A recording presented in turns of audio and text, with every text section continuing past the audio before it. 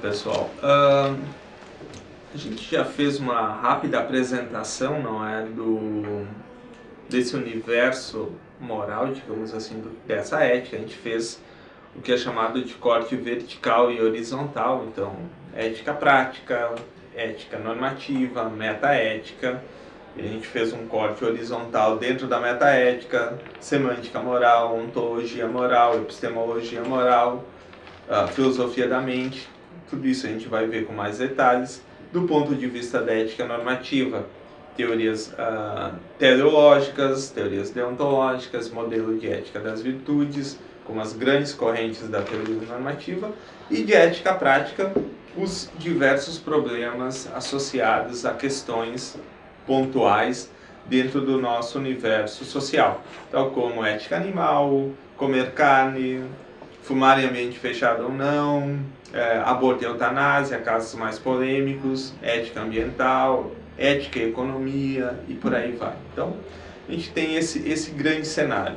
Agora eu gostaria de colocar para vocês, citar um exemplo, não é, da Ellen e do Duncan.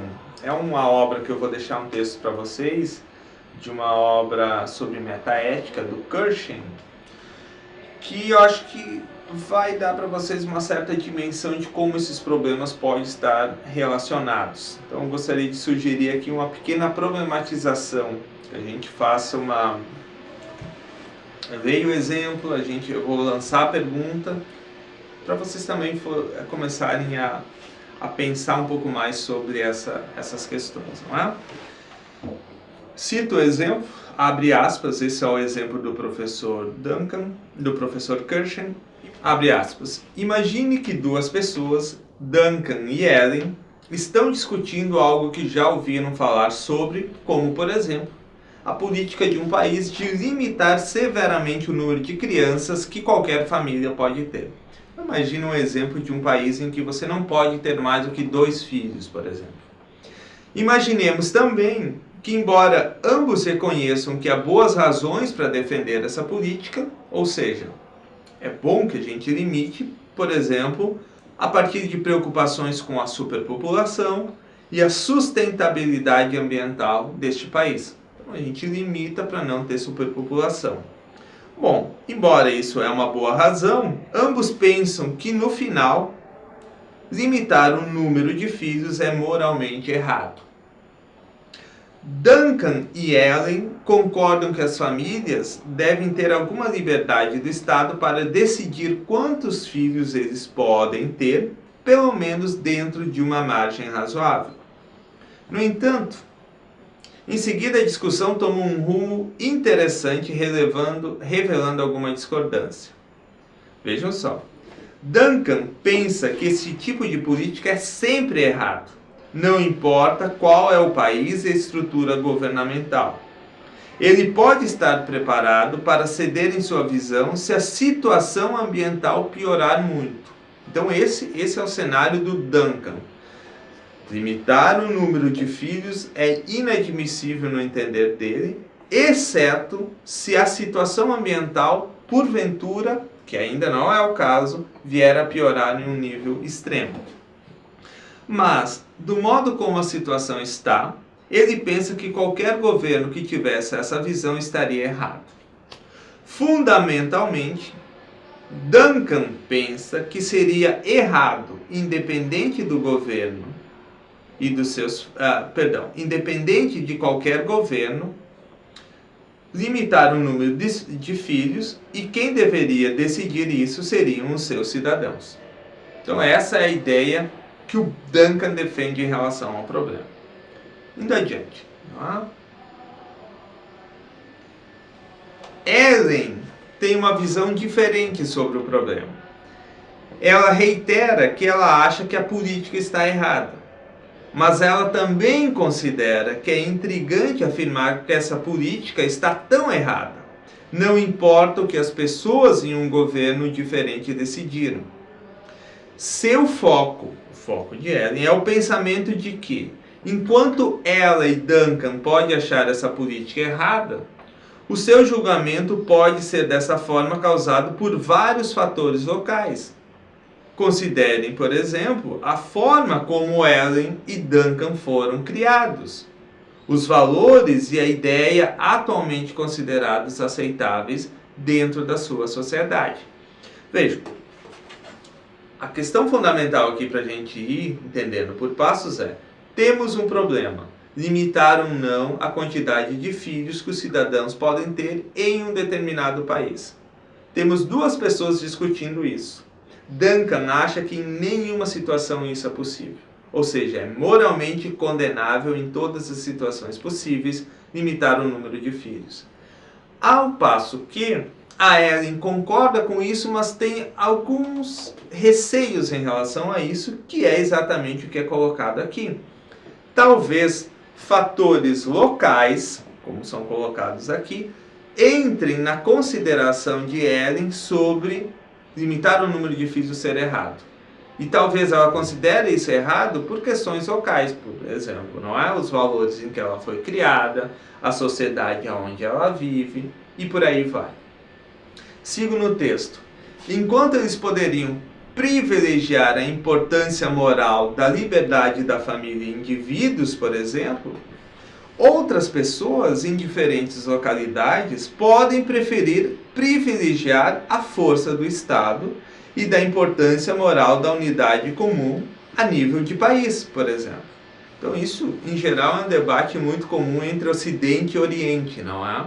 Você pega várias pessoas que tratam, no Oriente, por exemplo, o Japão, em que o senso de comunidade ele é muito importante para todos os cidadãos envolvidos, mais talvez do que em algumas sociedades, tais como as sociedades liberais, em que há uma certa primazia do indivíduo dentro da sociedade em detrimento do Estado. Então, essa é a equação que está sendo colocada aqui em questão. Em suma, Ellen pode dizer que, embora acredite que a política de limitar o número de filhos está errada, ela reconhece que algumas outras pessoas podem pensar que a política é correta. E aqui é que está o ponto de desacordo com Duncan. Ela acha que nenhum desses pontos de vista sobre a política tem autoridade para além do seu país, ou tribo, ou grupo. O que as pessoas neste país pensam que é moralmente correto ou bom diz respeito especialmente a eles. E o seu julgamento de que a política é errada não tem autoridade universal. Nesse caso, segundo Ellen, nem Duncan, nem ela mesma, não é, possuem autoridade moral para criticar a visão política de uma outra região ou grupo de pessoas. O que elas podem fazer, pura e simplesmente, é perceber que elas não concordam com essa visão. Vejam, o que nós temos aqui como um problema de ordem prática é tentar entender exatamente essa ideia, o que é ética, e como o conjunto de costumes que nós tendemos a seguir nem sempre pactuam dos mesmos valores e, mais do que isso, partem das mesmas premissas. Então, nesse exemplo em específico, é importante que a gente observe alguns valores ou algumas possibilidades de resposta a partir das diferentes teorias que a gente rapidamente pincelou, não é? Ou dos grandes argumentos, grandes ideias que essas teorias têm sobre isso. Por que isso é importante? Não é? Porque isso demonstra exatamente que a discussão sobre ética ela é enviesada. Enviesada no seguinte sentido: parece ser impossível nós não assumirmos certos pressupostos quando formos discutir questões éticas. Mesmo Duncan, que acredita em valores universais, ainda assim, ou mesmo ele, deve, não é, dar a mão à palmatória, digamos assim, e concordar que ele precisa pactuar ou concordar com determinados valores. Então, nesse contexto, a discussão ou a pergunta que se levanta é: O que devemos fazer? E eu sigo aqui com o exemplo para a gente ver que o problema só piora em certos aspectos, não é? Duncan, por sua vez, parece pensar que existe uma coisa tal como autoridade universal, ou seja, uma regra aplicada em todos os contextos, não é? Na medida em que Duncan está envolvido com essa questão, há, como poderíamos coloquialmente colocar, respostas corretas e incorretas. Ou seja, mesmo que a gente concorde com essas divergências, Duncan acha que há uma resposta para isso. Ou eles estão certos, ou Duncan está certo. Só porque você, ou o seu grupo, ou o seu país pensam que algo é certo, ou generoso, ou cruel, ou justo, isso não o torna absolutamente correto. E para Duncan, ao que parece, isso se aplica mesmo quando você está decidindo o que deve fazer em seu próprio país. Há algo além do julgamento das pessoas que faz com que situações como essa, não é? Em que os seus juízos estão corretos ou incorretos, verdadeiros ou falsos, que eles se aplicam em todas as situações ou em nenhuma das situações. Não importa ou não importando o que as próprias pessoas pensam dos seus pontos de vista e das suas sociedades. De novo, a gente tem aqui o debate entre um principialista do estilo kantiano, não é? De valores universais, e do outro lado nós teríamos a Ellen, como nós poderíamos chamar uma particularista moral ou uma relativista moral, que admite que os valores podem ser divididos dentro da sociedade. Qual é o ponto aqui? O meu ponto, que é importante que vocês observem, é que tudo isso compõe o cenário ético, mas o ponto de partida para resolver essa questão são distintos, ou os pontos de partida são os mais diversos possíveis. E como saber qual o argumento correto? Bom, para isso é que a gente vai ter toda a nossa discussão ao longo da disciplina para tentar apresentar alguns argumentos que endossem o que seja possível chegar ao final da nossa discussão, não é? Ao final da nossa aula, tendo uma resposta mais ou menos plausível, ou não. Isso é o problema, o grande dilema da ética, não é? Para casos como esse. Então a intenção fundamental de trazer esse problema é tentar colocar, pensem a partir desse problema, como que a gente pode resolver, oferecer respostas, não é? A partir do que nós temos, do leque de opções que nós temos em termos de teorias normativas. Bom, esse exemplo ele traz o que é chamado da filosofia de levanta questões de primeira ordem. Questões de primeira ordem são questões de ética normativa, tais como a gente viu, não é? O que é correto ou incorreto fazer em determinadas situações. Ou no caso do exemplo que a gente usou aqui, se quem está certo de um ponto de vista moral é o relativismo que a Ellen defende, de que valores morais contextualizados suportam princípios morais naqueles contextos específicos, ou, por exemplo, se a gente vai imaginar que quem tem razão é Duncan, afirmando que deve existir uma grande resposta, um princípio maior do que qualquer tipo de contexto que a gente aplica a ele em todos os casos possíveis. Não é? Então, esse é um tipo de exemplo que ajuda a gente a perceber o quão controverso é esse universo moral. O que eu quero deixar para vocês aqui é uma pequena discussão agora, tentando entrar um pouco mais sobre o problema da metaética.